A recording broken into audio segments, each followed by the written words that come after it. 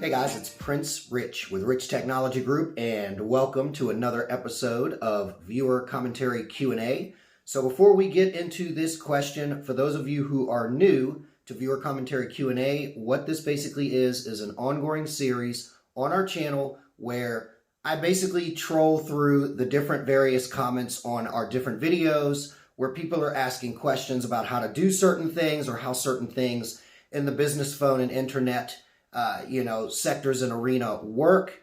And I take those questions and then I not only answer them in the video, but I also give a mention to the YouTube user that also asked the question or ask how something could be done or how some concept in the industry works. So that being said, if you're watching this video and you've got questions about anything business phone or internet that you would like for me to potentially answer, feel free to comment on any of our videos on the channel, and maybe I might actually do a video about your comment answering your question.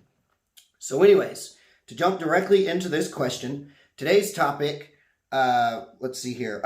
Today's question, which was asked by user Walkstar, is which internet service would be better? Comcast Fiber Broadband with a download, of 500 megabytes and a 25 megabyte upload, or Comcast Fiber for Business with a symmetrical 300 download and 300 upload for business or for gaming related purposes. So let's start from the top here. I've got 4 points that I'm going to address in regards to Walkstar's question. Point number one that I want to talk about is the price difference between broadband and fiber. So typically in my experiences, and it depends on the carrier, fiber, depending on where you get it from and what carrier it comes from, is typically actually much more expensive than broadband. In the case of, say, a Comcast business or a Spectrum business or something like that, or an AT&T, fiber is usually significantly more expensive than broadband. However, in recent years, there's been an emergence of, I don't know what you would classify it as, it's almost like affordable, consumer-priced fiber for businesses. Notable carriers that offer this is AT&T actually has a fairly new product called AT&T Fiber. And then there's Verizon Fios and there's Frontier Fios, which has been out for years now at this point. And they typically come in at significantly cheaper prices in fiber, like cost per gig per month, compared to what you would have traditionally seen in the past with AT&T Fiber or Comcast Fiber or Spectrum Fiber.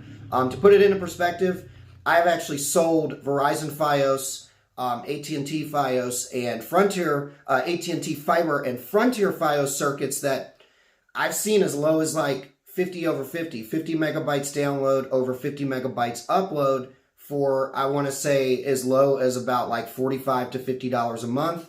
And then you being able to get like a 75 megabyte download over 75 megabyte upload fiber for, I've seen it typically ranged around maybe like $65 to about $85 a month before taxes and surcharges. That's a pretty, killer price and I guess you could say overall value in comparison to what in the past would have been, I've seen old AT&T fiber circuits for 10 megabytes download fiber for literally like $250 to $300 a month. So in short, to answer the first part of what is the difference between fiber and the price difference between fiber and broadband, in the past, and depending on your location and depending on what carrier you're looking at, typically fiber is going to be more expensive than broadband. However, broadband is going to typically be cheaper. Usually prices that I see with broadband, and this is kind of a rough average because it differs by carrier, but they obviously have to stay competitive.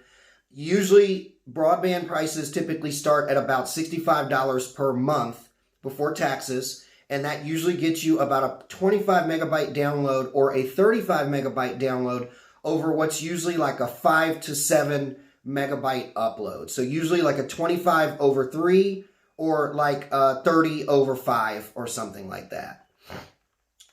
So anyways, moving on to the next point, let's talk about availability between the two, fiber and broadband. Unfortunately, while broadband may not be the best bang for your buck, as far as what speeds you're actually getting for, your money, broadband actually has the greatest availability throughout the United States.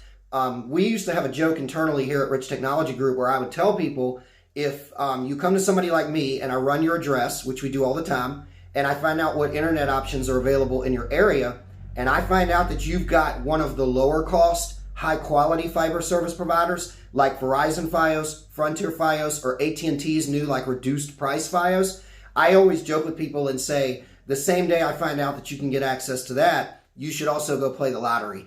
I've worked many accounts where somebody in, a neighborhood that needs fiber for a home office can get Verizon Fios or Frontier Fios or AT&T's reduced cost fiber, and the person next door to them or directly across the street can't actually get it. I've even seen that in office parks and things like that, where a whole office park on one side of the street can get Verizon Fios or Frontier Fios or whatever it may be, and then the other park across the street literally can't get it. Not only can they not pay construction costs to get it, it's not available, period, no questions asked. So to sum that one up before we move on, as far as which is better or which is not, broadband definitely has the best availability without question. While we do think that fiber is a higher quality circuit, broadband is more plentiful in serviceability throughout the United States and throughout the various, cities and metropolitan areas or suburban areas. And it is, I'd like to note before we move on, broadband is very, fiber is very difficult to find in rural areas. I'm not saying it can't be done. I've seen it done before, and we could do that. That could be a whole nother subject for another video, but it typically is almost non-existent in rural areas, with some very rare exceptions, which I said we'll cover in maybe a future video. Point number 3 that I want to make out of the 4 points we have here is I want to talk about how one of them is symmetrical and one of them is asymmetrical. So Fios is symmetrical, or fiber. I keep saying Fios because that's the most popular type of fiber that we typically see in the United States, but there's other options. But to sum it up, fiber is symmetrical, meaning it's never lopsided. If you see something that says this is 100 megabyte fiber, that means 100 megabyte download with a 100 megabyte upload. If it says 50 meg fiber, that's 50 meg download with a 50 meg upload, which means symmetrical. It's the same on both sides. Broadband by nature is not symmetrical. It's asymmetrical, which is why if you see pricing typically for, say, Comcast broadband, Spectrum broadband, Optimum broadband, it always says something like 35 over 5, which means 35 megabytes download over and a 5 megabyte upload. Or it'll say 100 over 25, which means 100 megabyte download and a 25 megabyte upload. To basically try to dig a little deeper into Walkstar's question of which is better, that really is kind of up to you. Like, you have to ask yourself, which are you more interested in? Do you need more of the download side or do you need more of the upload side? And that brings us into point number 4, application usage. So obviously at the end of the day, the one that will do what you want it to do, but has the price that fits your budget or best fits whatever target price you're going for, that's the one that's going to be better for you. So you have to ask yourself, before you decide if you have both options in your area or at your place or business or home office, before you decide which is going to be better for yourself based on pricing and speed, broadband or fiber, you've got to ask yourself which is more important. Do you need more of the download or do you need more of the upload side? If you're somebody that's watching this and all you really need is download, but you don't really upload a lot, kind of like us, believe it or not, even though I'm a YouTuber and we do upload a lot of videos, we have a pretty strong upload. Our circuit here in our office is not symmetrical. It is basically a bigger download speed and then a smaller upload speed. But we don't ever really have any problems with it because even though I'm a YouTuber and I upload a lot of large video files, I don't do that all day long. I may only upload videos at night when I'm not using the office or the studio, or I'm not on the phones or on my computer. So it's not that big of a deal. If you're somebody whose business you need to upload a lot all hours of the day, then if you are tasked with picking which is best for your business, broadband or fiber is probably going to be the best way for you to go.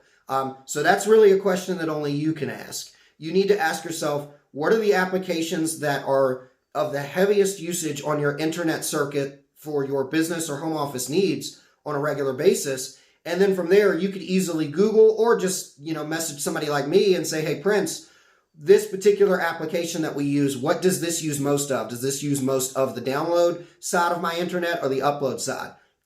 Again, to sum it up, if you find out that you're using much more download than you are upload, then you're probably okay to go with broadband. If you're finding that you're going to use a lot of download just like any other business because that's, natural, but you need to do a lot of uploading and you need to do it fast and possibly during business hours, and you don't want to interrupt other services that need to use the upload or download side of your circuit, you might want to look at fiber, because fiber is going to give you a heck of a lot more bang for your buck and throughput on the upload side.